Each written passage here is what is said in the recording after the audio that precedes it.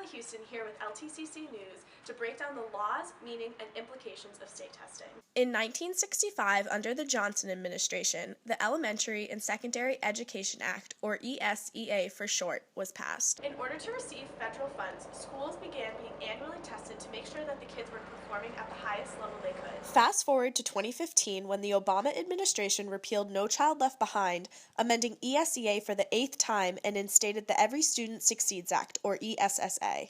This allowed districts, rather than states, the ability to dictate how tests are used to evaluate teachers. Despite fewer implications, many students continue to opt out or refuse testing. According to fairtest.org, there are currently 8 states that have specific opt-out laws. Those states are Washington, Oregon, California, Utah, Colorado, Minnesota, Wisconsin, and Pennsylvania. But under the ESSA Act, the remaining 42 states all allow parents the right to refuse that their child partake in state testing. Opt-out and refuse both mean that a child does not partake in state testing. The terminology just depends on whether you live in an opt-out state or a refusal state.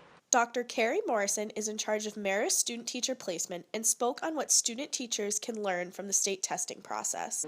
As you know, some of the students are opted out. Some of the parents don't want their students to take the test. So they become aware that the political things are happening in the field as well. For student teachers placed in 3rd grade classrooms, they get the experience of proctoring for the first time while watching the kids in their class partake in state testing for their first time. Tim Humphrey is one of these teachers, and he took a valuable lesson away from proctoring this year's state tests. Like proctoring, because I was like, okay, like these tests weren't the end of the world.